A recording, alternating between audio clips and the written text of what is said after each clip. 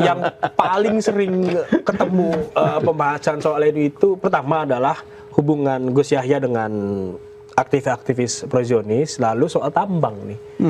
Ini kalau boleh kita kasih porsi khusus sendiri soal tambang ini, kalau Gus Soleh ngelihatnya kayak gimana nih NU? Kan kayak Said bilang udah serahkan ke pemerintah. Serahkan ke pemerintah. Malah kayak Said suruh udah serahkan aja konsesi tambang itu ke pemerintah, Bang. Iya, tambang ini kan si malakama memang ya. Jadi saya dalam titik tertentu setuju dengan Kiai Said bahwa awalnya respect bahwa ini adalah penghargaan negara kepada NU karena perjuangannya, karena hikmahnya, karena membantu pemerintah selama ini. Dan di satu sisi itu, sisi lain kan, wih ternyata menimbulkan problem itu kayak anak-anak yang berebut mainan. Nah, Kiai Said kan saya menyayangkannya di situ kan gitu. Rebutannya ya. Rebutannya. Tetapi kan sebenarnya kalau terkait finansial, terkait materi, terkait keuntungan duniawi, ini kan sebenarnya jangankan NU. Dulu waktu Rasulullah memimpin pertempuran perang Uhud, bahwa sebenarnya kan kemenangan di depan mata. Ketika perang Uhud itu kan. Karena perang berebut ghanimah itu, Bang. Nah, tiba-tiba kemudian para serdadu, para kombatan, para mujahid ini berebut ghanimah. Padahal perang belum usai. Akhirnya itu kalah lah. Begitu mereka berebut ghanimah, dihabisi oleh lawan. Kalah akhirnya. Itu Rasul memimpin pertempuran, hadir di situ. Tidak bisa dalam tanda kutip, mohon maaf, Allahumma Muhammad, pasukannya tidak terkendali gitu loh. Kenapa? Karena ini terkait dengan keuangan, terkait dengan duniawi, terkait dengan resources, natural resources. Sama ketika di perang Badar, perang terbesar yang dipimpin oleh Rasul dan menjadi kemenangan gemilang, itu Rasul berpidato untuk menstimulus, untuk membangkitkan spirit pasukannya adalah kalian akan menguasai pusat ekonomi dunia, kalian akan menguasai pusat keuangan dunia kalau bisa memenangkan medan Badar ini. Kenapa? Karena selepas Badar itu adalah Syam, waktu itu pusat ekonomi dunia. Nah, jadi pidato yang disampaikan oleh Rasul saat itu di tarikh-tarikh itu bukan soal surga yang nanti. Tetapi dunia sekarang ini gitu loh. Jadi, nah kalau NU kemudian katakanlah agak sedikit split, sedikit trouble ketika iming-iming soal tambang ini, ya kita memaklumi gitu. Satu sisi itu, sisi lain memang apa namanya, saya tidak tahu persis ya pertimbangan-pertimbangan yang diberikan oleh pemerintah saat itu dengan pemberian tambang ini apa sebenarnya. Satu sisi juga kalau kita lihat NU juga sebagai organisasi moral, organisasi moral tentunya belum punya SOP ajek soal tambang, belum punya pengalaman. Pertama itu, kedua ada juga yang bilang bahwa ini kayaknya akal-akalan pemerintah biar bungkam NU doang deh gitu, biar diem dah kalau ngosol tambang gitu. Itu tanggapannya dari Gus Soleh nih. Menurut saya itu terlalu simplistis ya. Kenapa? Karena Republik ini kan kalau di internal NU itu selalu dijelaskan bahwa Republik ini hanya punya 4 kelompok. Pertama adalah TNI Polri, yang awalnya BKR TKR, ikut berjuang merebut kemerdekaan. Kemudian kedua adalah kalangan nasionalis, PNI, karena waktu itu menyadarkan tentang nasionalisme, yang sekarang menjadi PDI dan semacamnya, termasuk Gerindra, Demokrat itu, ini nasionalis. Kemudian yang ketiga kalangan modernis, Muhammadiyah, Persis, kemudian dan semacamnya itu. Nah ini kalangan modernis. Kemudian yang keempat adalah NU. Nahdlatul Ulama, Al-Wasliyah, kemudian Matoli'ul Anwar dan macamnya. Nah, 4 kelompok ini, NU ini bisa disebut merdekanya belakangan. Ya kan? Menikmati kue pembangunan belakangan, menikmati natural resources belakangan.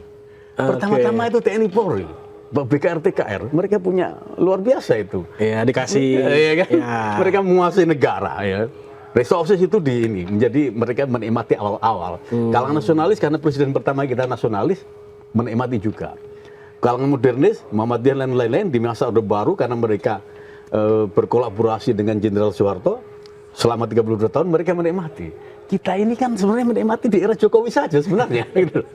Nah, kalau kemudian, ini gimana sih, NU kan wilayah core bisnisnya dalam tanda kutip adalah moralitas. Ya. Kok ngurus tambang itu gimana? Jadi itu kan yang jadi polemik di masyarakat. Makanya kan. Maka kemudian ketika Fakhrul Razi, salah satu ketua PBNU, jadi komisaris di PT GAK, itu dipersoalkan soal kerusakan alam. Nah, yang merusak alam ini siapa? awal-awal sebelumnya. NU ini belum menikmati, kenapa dipersoalkan gitu loh. Nah sebelum NU kan udah ada ini, kalangan modernis sudah dapat, kalangan nasionalis sudah dapat, kalangan tentara dan polisi sudah dapat. NU baru belakangan kenapa dipersoalkan gitu loh. Dan harus nanggung kerusakan katakanlah banjir Sumatera. Itu kesalahan Kiai enggak lah gitu. Tapi memang Bang di rapat risalah rapat harian Suriah PBNU itu juga tidak tercantum Bang bahwa alasan tambang itu salah satu untuk memasukkan Gus Yahya. Kagak ada termaktub di situ.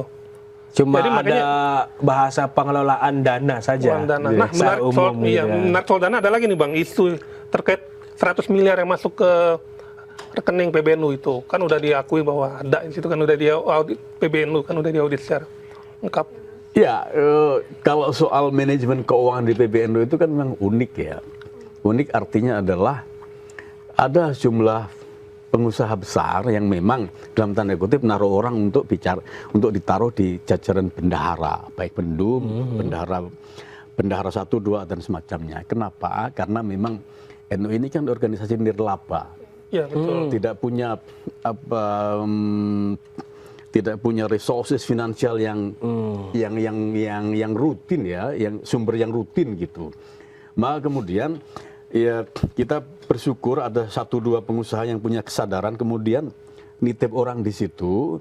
Nah, fungsinya adalah ketika nanti menyalurkan atau membantu keuangan NU yang melalui orangnya yang ditaruh di jajaran bendahara itu. Tapi itu sah saja berarti Bang ya? Itu sah saja sebenarnya. Nggak ada dilanggar kan kadang? Tidak ada persoalan. Termasuk di ADRT-nya sendiri. Iya, kan memang ada di bagian keuangan itu bendahara berhak mengusahakan keuangan secara sah dan memberikan pelaporan secara rutin.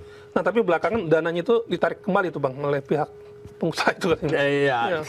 Ya bisa jadi itu mungkin kebutuhan kebutuhan itu saat itu udah tercover ya. Mungkin dia diambil lagi kan itu agak biasa gitu, nitip gitu biasa itu gitu. Kalau kita ngomong, ini kan orang swasta ini. Ini orang swasta, bukan orang negara. Tapi kan dia menjadi bendum BBNU situ Bang. Permasalahannya di situ kan. Iya, kalau menurut saya itu sebenarnya lebih kepada afiliasi politik yang berubah ya. Maming ini kan awalnya bupati dan lebih pro merah kan, anggota merah. Bisa saja elit-elit merah itu marah dalam tanda kutip, kamu ngapain pindah ke hijau gitu. Udah kita hajar aja dah gitu. Oke, paham. Itu hal biasa itu. Iya, bahasa politiknya begitu ya. Dan Kiai itu apa sih? Mungkin Kiai itu kan nggak dugem, nggak main perempuan kan.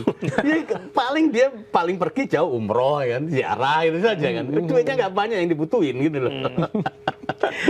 Kita kalau ngomongin masa depannya NU nih, sebenarnya muktamar itu kan setahun lagi. Oke. Kalau kata Gus Solah sendiri, memang perlu ada islah untuk menangani ini, atau memang tunggu aja muktamar 2026, atau perlu ada MLB tengah-tengah tahun ini nih, atau gimana enaknya? Ini pertanyaan menggelitik ini. Karena sebagian Kiai Sepuh itu mendorong MLB Bang. Muktamar luar biasa salah satu ini ya, rekomendasi rekomendasinya. Kalau Gus Yahya kan untuk muktamar tahun depan. Kalau kubu yang lain kan apa pleno itu Bang? Sebenarnya tahun depan kan memang udah saatnya muktamar ya. Iya, Jadi baik ada istilah MLB dipercepat atau muktamar saja, ya memang udah waktunya. Itu pertama. Kemudian yang kedua, islah menurut saya itu ketika Sultan udah deklarasi, kemudian reposisi Muhammad Nuh dari salah satu Rois Suriah menjadi Khatib Am ya, kemudian mengganti sejumlah kemudian satu sisi Gus Yahya udah mereposisi Saifullah Yusuf dari Sekjen menjadi salah satu ketua di situ bidang pendidikan dan media, mengganti Pendum Gudwan Arif ya kan, dengan Sumantri dan semacamnya. Setelah itu menurut saya nyaris mustahil. Ya kan? Nyaris mustahil. Nah, kalau nyaris mustahil, Gus Yahya udah ngomong bahwa saya akan ambil langkah untuk ranah hukum. Kalau ranah hukum, saya khawatir itu kayak PKB 2008. Iya. Yang menang Muhaimin. Ini yang menang adalah Gus Yahya. Itu gitu. Nanti jatuhnya kayak PKB lagi. PKB lagi, itu mirip itu. Gitu. Ya.